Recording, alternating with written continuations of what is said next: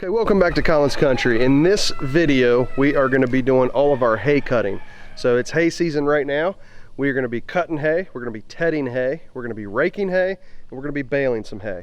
And we are going to do everything with the RK55. If you're in the market for a tractor and you want to see if this tractor is capable of doing all of that work, then hang around for this video and we will show you that it can or can't. So we're not sure, we've never done this yet with the RK55. We're going to also have the disc mower hooked up to our John Deere tractor because we do have a lot of hay to cut. So the RK55 is going to have the sickle mower, the sickle bar cutter on the back of it. So we're going to hook that up here in just a second. And the John Deere is going to have the disc mower. We'll hook that up here in just a little bit as well. But this is start to finish. So this is everything that we do before the cutting, and then the actual cutting, the tedding, the raking, the baling.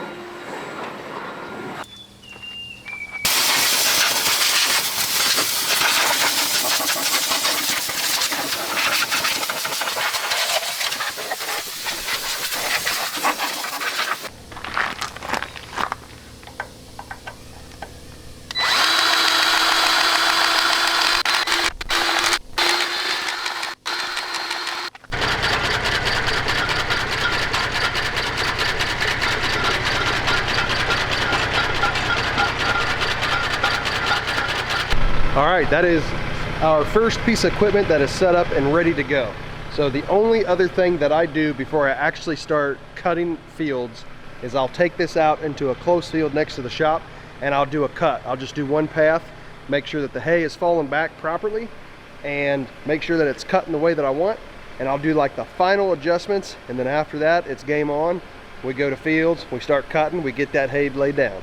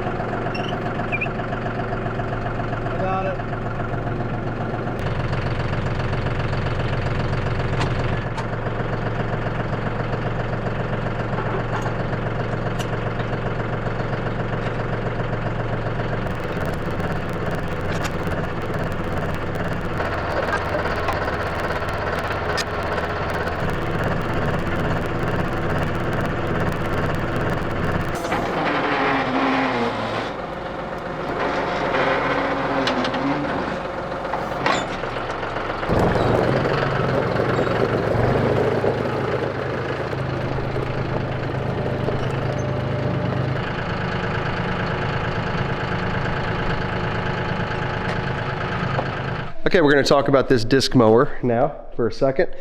I'll show you how it's built and why they are so reliable. This is a New Holland 616 disc mower. I think this is a 7.5 foot cut, maybe 8 foot. I can't remember exactly, but these are pretty reliable disc mowers, and it's because of the way that they are built. It's kind of a newer style design. At least for this day and age, and I think this maybe early 2000s. But anyways, let me just show you down here. These discs are all individual gearboxes, and there are shafts in between each section to tie the gearboxes together. And so that makes these very reliable. So they're each individual gearboxes, and if you have an issue, they're relatively easy to replace. And these long bolts that you see, that's actually tying each section together. So because these are gearboxes, underneath every single disc, we have to make sure that there's gear oil. But this is belt driven, so it's PTO to a belt which drives this larger gearbox down here, which then drives that shaft to all those individual gearboxes. So you can see that there's a hydraulic arm on here so you can raise and lower it. This isn't a very heavy machine. It's a little bit heavy for this tractor, but we do have ballast in the tires, and we also have wheel weights. So we got 100 pounds on each side. Plus I usually keep the bucket on the front, and that also helps with the weight. So, but anyways, we're gonna get in here, check the oil in every single gearbox, and make sure everything's ready to go. So we cleaned everything off already, and then we're going to test this. We're going to run it through that same field that we ran the sickle in, and make sure everything's good. Oh, one other thing too. These blades, there's 2 blades on each disc. Make sure those are tight. You don't want one of those coming off. This spins at such a high rate of speed, it's incredible.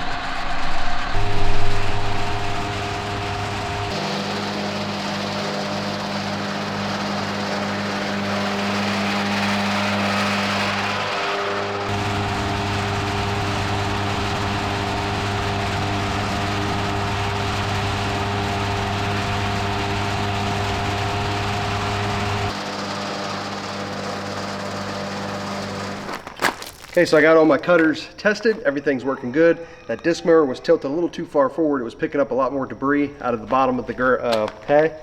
So I tilted it back a little bit. We're ready to cut some hay. Okay, good morning. So it's a little bit early this morning, but we needed to get out here. So yesterday we tested all of our cutting equipment and made sure everything was functioning well. And I even took the RK55 out and I started cutting a field. But something did go wrong, and so we're gonna fix it this morning. Let's see here. There's a cable on this sickle bar, and it holds tension on this side of the implement, and it keeps this bouncing and level. So if that cable breaks, which it did, this thing it'll just fall to the ground, and there's really no support on it whatsoever. So you can't cut like that. So we actually got a new cable here. Courtney picked it up last night on her way home from work. We're gonna go slightly bigger. This is a 3/8 inch cable. That is 5/16. We're gonna fix it. Okay, so we're gonna start taking some of this apart to see how long I need to cut this cable down to that I bought.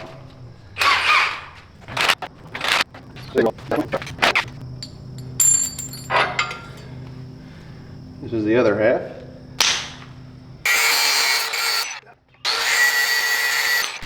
Okay, so now we're just going to go ahead and put this together before we make any final cuts on this. We want roughly 3 feet between these buckles here.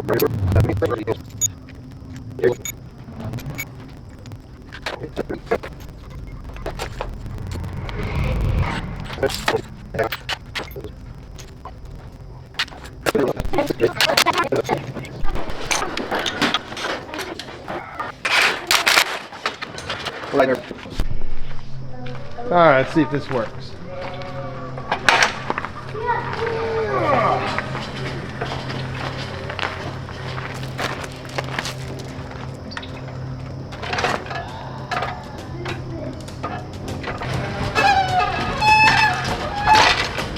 There you go.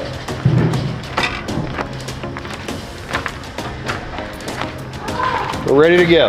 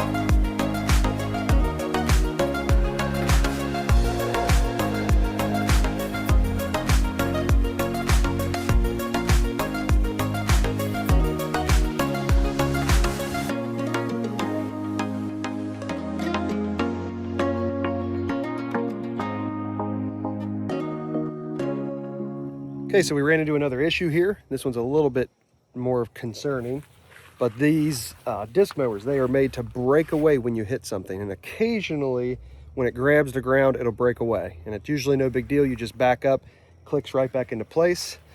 In this instance, it actually sheared this 1 inch thick bar by about 4 inches. So I'm gonna have to take that apart, take it back to the shop, weld it, put it back on here so we can continue cutting hay.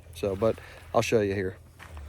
Okay, so this is the bar right here, and it usually gets connected in down here, and you can see where it just sheared right off. So I need to take this off, and I need to take this off, and I need to take it back to the shop and get it welded up. But we'll figure it out, no big deal. Sets us behind about an hour, and I got a baseball game to get to, so we'll get this taken apart at least, maybe weld it back once we get back from baseball. All right, so I got the parts back in the shop here, and as you can see, I got to weld this back together. Now I need to cut off some of the steel here, kind of make triangles, and that way I can kind of fill it in as I weld it. I'm not a professional welder, I just got a welder, kind of DIY type stuff, so that's what I'm going to do. I'm going to cut angles in here and then just piece it back together. I do have these marked because I don't want to accidentally weld it like this. So that's what we're going to do. I'm going to set up a time lapse so you guys see this so it doesn't take up the whole video, because this is just kind of the odds and ends that we have to deal with when we're cutting hay. Unfortunately, this is a little bit bigger of a break than we're used to, but this equipment is very used and somewhat old, so it is what it is. This is what farmers do every day.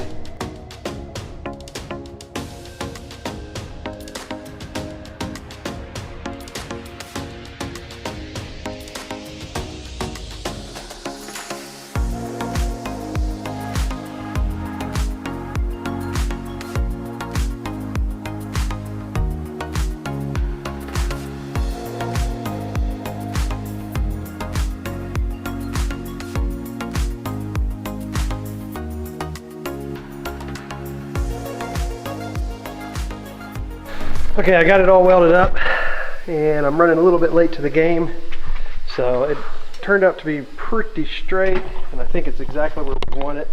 Might be off just a hair, but I think I got wiggle room, so hopefully that'll hold for now. But I'm going to put a little bit of black spray paint on it just to keep it from corroding. We're going to let it cool for several hours, and then we'll put it on the tractor and continue mowing. Okay, we're out here. We're going to install this back on. Hopefully everything fits. We got this side on just hand tight. Now we got to put this one up in there, and I'm gonna have to use 2 hands, so I won't be able to film this, but let me get this back together. Okay, it appears to be working. All right, we're gonna call that good for now. We're gonna see if we can get the mowing done. Okay, so we got all the acreage cut, all the fields cut that we want to cut. Had a few issues, no big deal. We expect those kinds of things, and the key is just being able to fix it. So luckily we have a welder, we have a machine shop, so most of the time when we run into issues like that, we can fix it, which is great. So now that we have all that cut, you're probably wondering what's next, and we're gonna probably do some tedding. It's not always necessary, but it is cooler for this time of year. So we're gonna ted the hay, which is gonna spread it out really well so it can dry very quickly. After that comes the rake. Okay, this is what a hay tedder is if you've never seen one before. Basically, it's just a piece of equipment that rotates these baskets right here, and it helps spread the hay out much more evenly so it can dry faster. So they're very, very nice pieces of equipment to have if you have one. You don't always need them because sometimes it's so warm that it just dries with everything the way it lays, but sometimes you get in a really thick area where you need a tedder, or an area where it gets a lot of shade, and it's nice to spread that out so the hay can dry very evenly.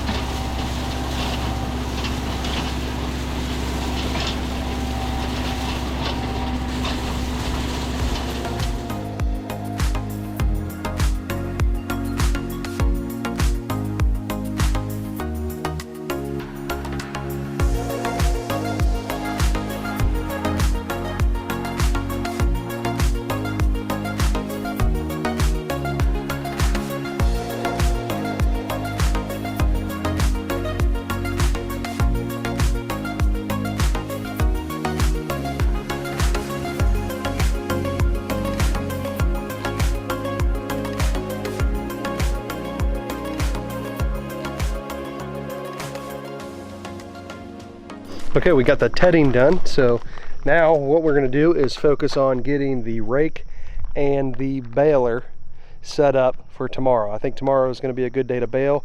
The hay is drying out very nicely, especially after we've tedded it. So just like before on the sickle and the disc mower, we're going to take some pneumatic air and we're going to blow all this stuff off, blow all the grease fittings off so we can then grease everything. And we'll also air up some tires. I noticed I got a flat tire over there on the baler. So those are the kinds of things that we do to get prepared. I also go through and check the tines on both the baler and the rake. And there are some tines here that need to be replaced, so we're going to do that as well. And we probably won't hit every tine. I don't think I have enough to replace all the ones that need it, but for the most part I can get the ones that are crucial, which are the ones towards the ends. I can get those replaced. So that's what we're going to do. We're going to get ready to rake.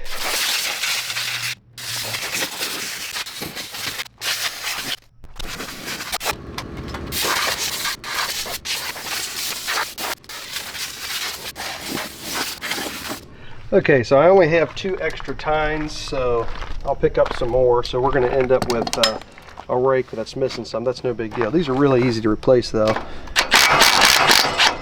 I mean, all you do is you just loosen up one nut and essentially you can replace them. So I'm choosing, I like to replace the ones towards the ends more so than the center. So you can see there where the old one broke off there. So that piece right there, we'll pull out of there, and then our new one goes in just like that. And then we'll put our nut back on, and that's it. That's as simple as that. So I'll go to replace another one here. Let's see, which one do I want to replace? Let's just do this one right here.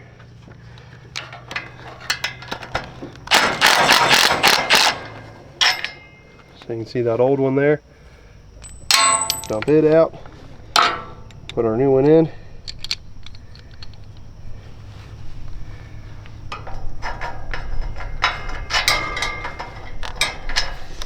Tighten everything back up.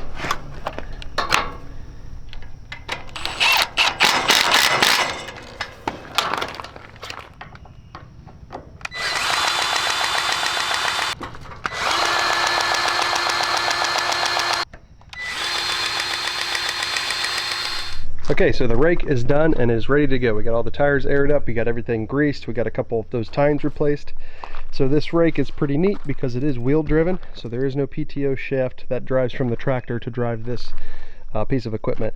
You can see the shafts here where they tie both wheels together and up into this gearbox, which then rotates this, which pushes all of the hay into a row.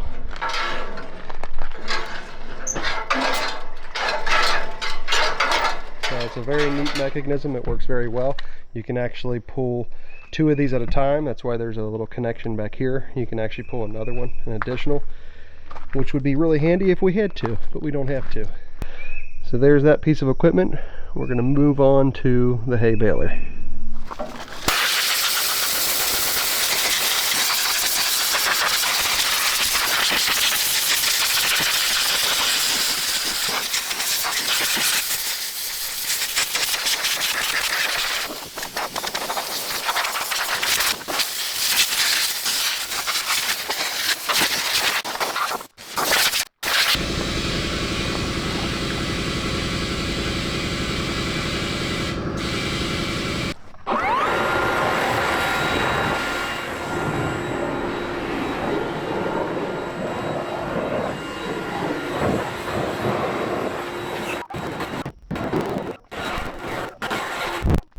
Okay, the baler is done. So I got the knotters, which is probably the most important part of the baler. I got all these greased up. There's tons of grease fittings there, and got everything greased, got everything blown off, got oil in places that need it, and that's pretty much it.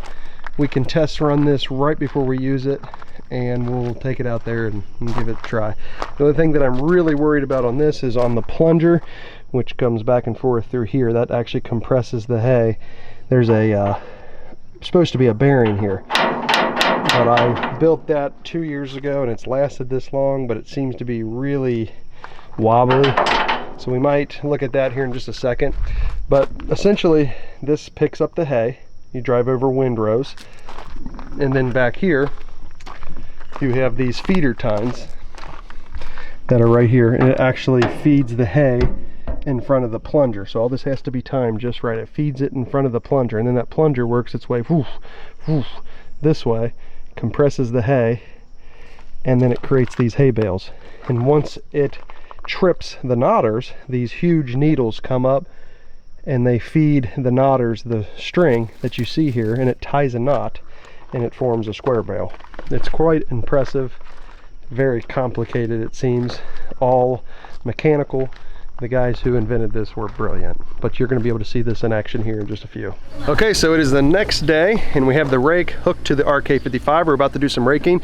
We did get a little bit of rain, very tiny amount, and so we got the tedder hooked to the RK25 right now, and we're going to hit a few fields that we did not hit with that yesterday just because it's still a little bit moist sitting against the ground. So I'm going to start raking some hay.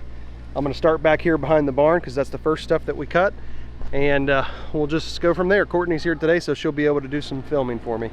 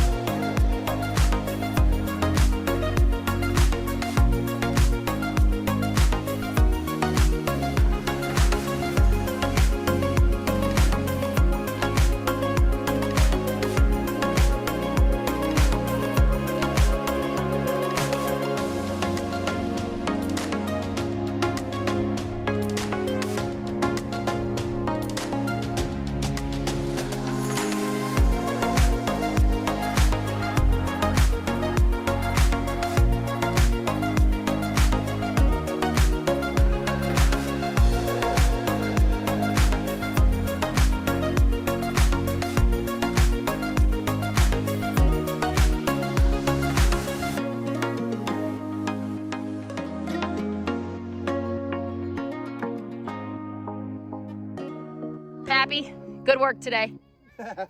So there's some hay, and then some hay over here. We still have a few bales out that we need to pick up, but this is the vast majority of it. Not a huge hay day, but this is good enough for us. Okay, so that wraps up the first cutting of this year in 2026. So hopefully you guys enjoyed that. Maybe you learned something about cutting hay. So we are still, I consider us still new to all this. I didn't grow up doing this. We bought this farm and we just started doing it ourselves. So hopefully you enjoyed it. It wasn't the best spring cutting that we've ever had, but it was still pretty good. We had a lot go wrong, but we were able to fix it. So that's always the key. So anyways, this is what it's like. It's fun. It might look like miserable work, but for whatever reason, it is very satisfying to me. Just be able to create a crop such as hay, be able to bale it, you know, to produce something out of it. It's really nice. So we feed our animals over here with it. We feed some horses with it. We feed some goats with it. So thanks for watching, everybody. Happy homesteading.